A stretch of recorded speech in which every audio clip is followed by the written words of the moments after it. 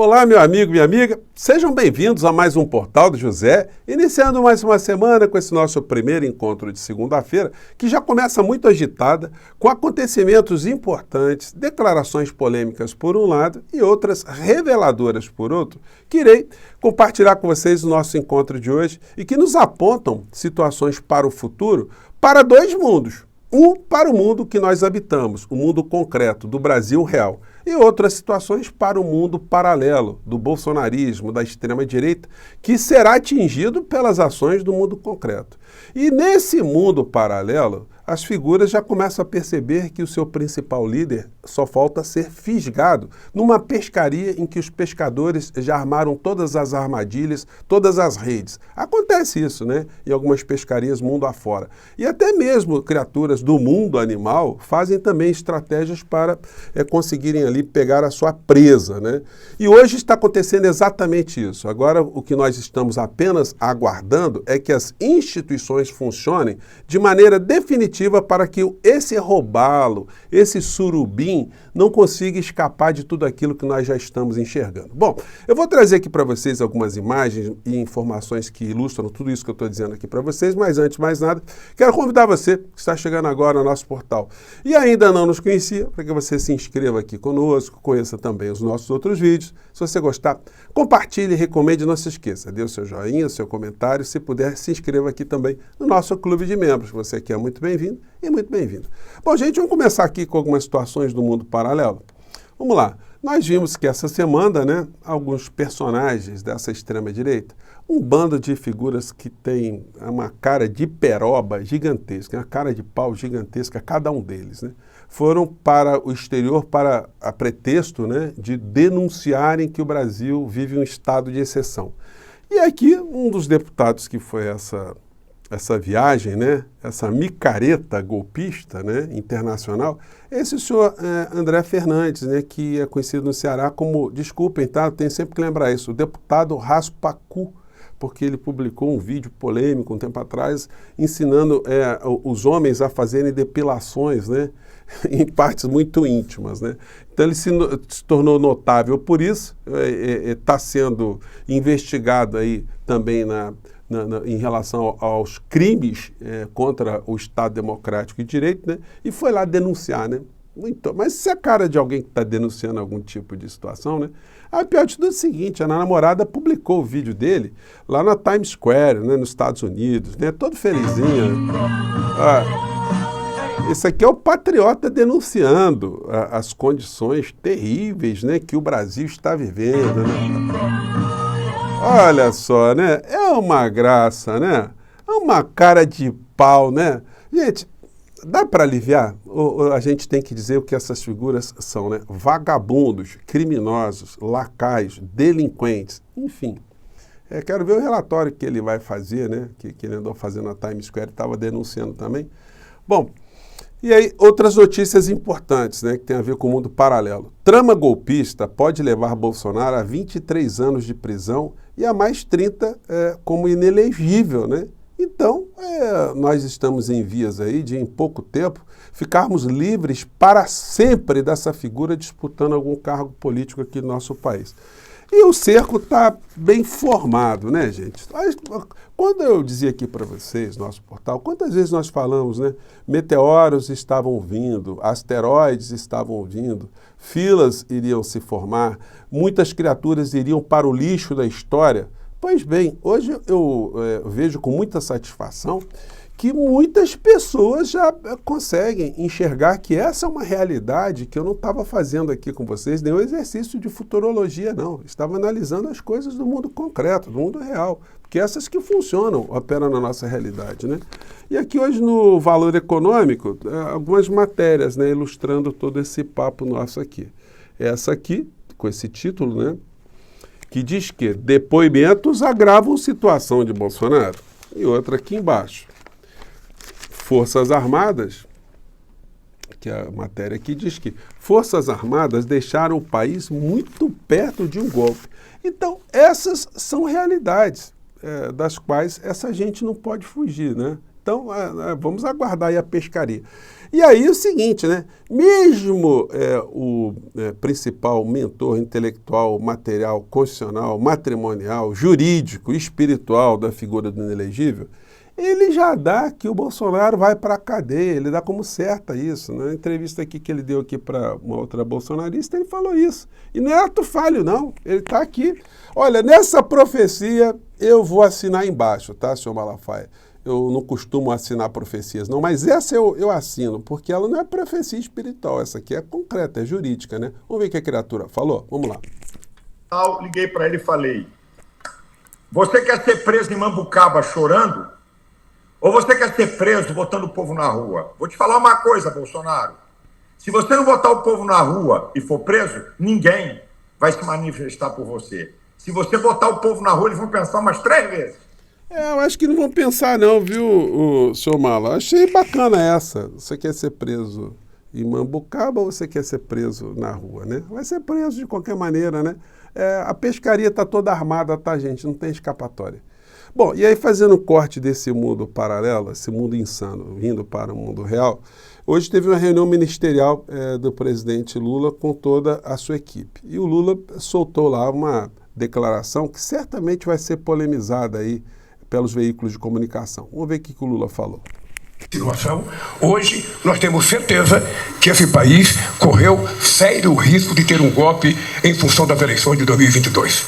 E não teve golpe, não só porque algumas pessoas que estavam no comando das Forças Armadas não quiseram fazer, não aceitaram a ideia do presidente, mas também porque o presidente é um covardão. Ele não teve coragem de executar aquilo que ele planejou. Ele ficou dentro de casa aqui no Palácio chorando quase que um mês e preferiu fugir para os Estados Unidos do que fazer o que ele tinha prometido, na expectativa de que fora do país o golpe poderia acontecer, porque eles financiaram as pessoas na porta dos quartéis para tentar estimular a sequência do golpe. Como não deu certo, então eles agora estão dizendo que nós estamos ferindo a democracia. Então, essa fala de Lula é uma fala política. E que a gente tem cobrado sempre, né? Que o embate ele tem que se dar no campo das ideias. As verdades têm que ser expostas, as pessoas têm que ser confrontadas, né?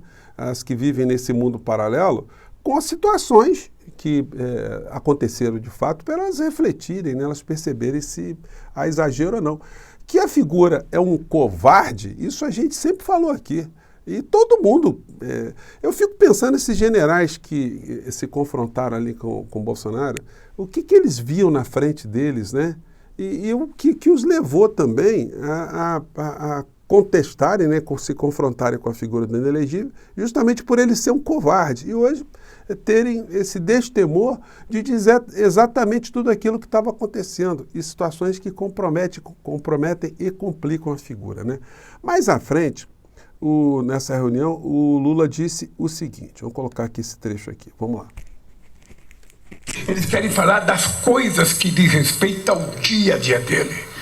Ele está falando aqui de uma preocupação também que a gente tem tocado muito aqui no nosso portal, né?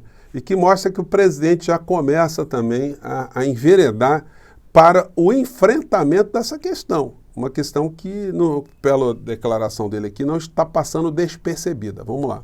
País em que a religião não seja instrumentalizada como um instrumento político de um partido político ou de um governo. Que a fé seja exercitada na mais plena liberdade das pessoas que queiram exercê-la. A gente não pode compreender a religião sendo manipulada da forma vil e baixa como está sendo nesse país. Então, democracia é a gente tentar fazer com que esse país volte à normalidade. E nós temos esse compromisso e nós vamos cumprir. Então, mais um ponto também que eu achei importante nessa reunião, essa afirmação do presidente, né? De enfrentar um tema que está paralelamente às questões concretas da economia, da administração pública. Existe uma questão ideológica que tem que ser enfrentada, vou mostrar aqui para vocês mais alguma sequência. O ponto que chamou a atenção também tem a ver com comunicação, né? Que é uma área estratégica que todo mundo do campo progressista está criticando, porque, de fato, existe um mundo paralelo onde nós fazemos um guerreamento permanente e existe um mundo institucional. E o governo precisa entender como também trabalhar para se confrontar com essas situações que nós enfrentamos aqui todos os dias. E uma das situações nevrálgicas da comunicação tem a ver com uma forma de comunicar, né? A situação estava tão burocrática hoje nessa live da reunião ministerial do presidente da República com seus ministros, que ficou enfadonha, ficou um negócio chato, né? Um negócio sem muita divulgação, a ponto do Rui Costa, que estava apresentando aqui uma série de realizações do governo, ter sido chamada a atenção, né? Ou pelo presidente Lula ou pelo Alckmin. Acompanhe aqui essa situação, gente, esse pito. Não sei se a Anísia tem de cabeça a quantidade de credenciamentos que estavam. O presidente está pedindo que eu fale com mais entusiasmo aqui.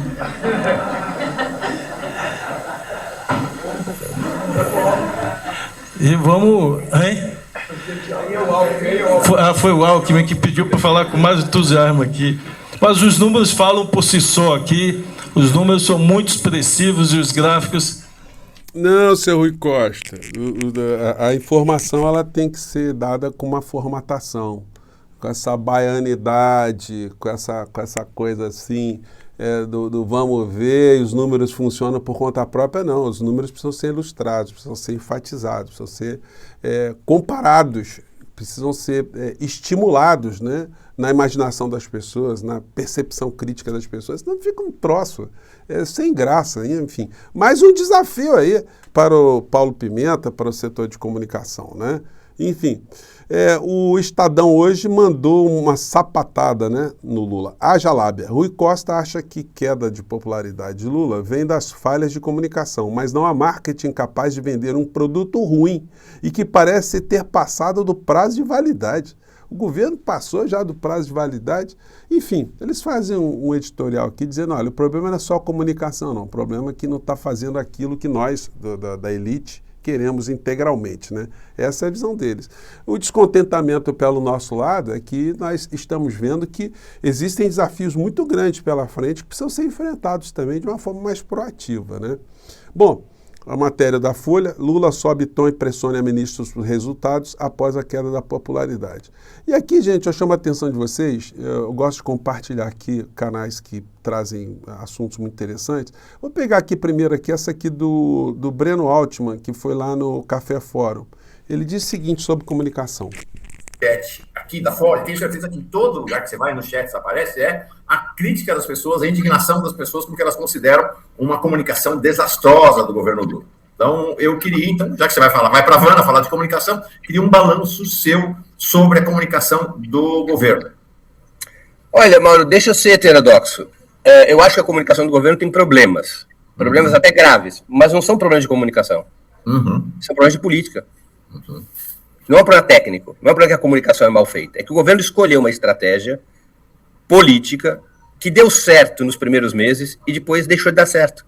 Qual é a estratégia? É a estratégia de despolarização. A ideia de que se você reduzisse a intensidade da disputa política ideológica na sociedade, seria mais fácil para o governo atrair o cidadão, a cidadã de centro, que não se envolve na polarização entre a extrema-direita e a esquerda, a sociedade ficaria normalizada e num ambiente normalizado seria mais favorável ao governo Lula. Essa foi a estratégia do governo. O governo orientou a comunicação para ela ser despolarizante. No final do ano passado, o Paulo Pimenta anunciou que daquele duplo, União e Reconstrução cai e União passaria a ser praticamente o tema solo do governo. Claro. Isso induz o governo a uma comunicação celebrativa. Então, gente, eles fizeram aqui uma avaliação muito crítica e pertinente. E aí, o Luiz Nassif entrevistou o ex-presidente nacional do PT, né, sobre essa questão, Zé Genuíno. E ele tocou em algumas questões também que tem a ver. E a condescendência da velha direita neoliberal. E o país foi destruído. Num quadro como esse, a eleição do Lula se dá num terreno minado. E esse terreno minado, eu acho que faltou ao governo definir uma estratégia de médio e longo prazo. Primeiro, era correto botar a casa em ordem? Sim, mas era necessário, em alguns pontos, sinalizar um projeto de futuro. Por exemplo, reindustrialização, demorou a elaborar aquele projeto, saiu, mas tem que viabilizá-lo na prática. 2, os trabalhadores dos aplicativos não pode só atender os 4 rodas, tem que atender as 2 rodas. 3, o financiamento das políticas públicas não pode se limitar ao déficit zero, nem o ajuste fiscal do Haddad. 4, é necessário, nesse momento, a gente atender a renda, emprego e melhoria da qualidade de vida do povo, porque há um problema. O país está sofrendo várias hecatombes, a dengue, a Covid, agora a questão das enchentes, chuva. E está faltando ao governo uma gestão mais eficiente, mais pronta à resposta. Agora, você coloca no seu xadrez um problema de fundo. Para onde nós vamos? Como viabilizar um país soberano, democrático, socialmente justo, se a gente não rompe com as rédeas do neoliberalismo? Quais são elas? Então, gente, é outro vídeo que eu vou colocar para vocês também, que está muito interessante, né? Mas eu queria chamar a atenção para um aspecto, né? O presidente da República, ele é líder de um partido político que tem uma organicidade. E onde é que está esse partido político? O que o PT tem feito para pressionar o presidente da República para assumir essas pautas? Porque se não há nenhum tipo de pressão, não há nenhum tipo de indução do debate, né? A coisa fica complicada, né? Fica a coisa pelo Deus dará, pela intuição do presidente da República. Então, está na hora de mais gente começar a se envolver nas discussões políticas de uma forma mais ampla, né? De uma forma mais incisiva, né? Bom, eu deixo aí essa fala final para a sua crítica, o seu comentário, e a gente volta mais tarde, tá bom? Um grande abraço, até lá, tchau!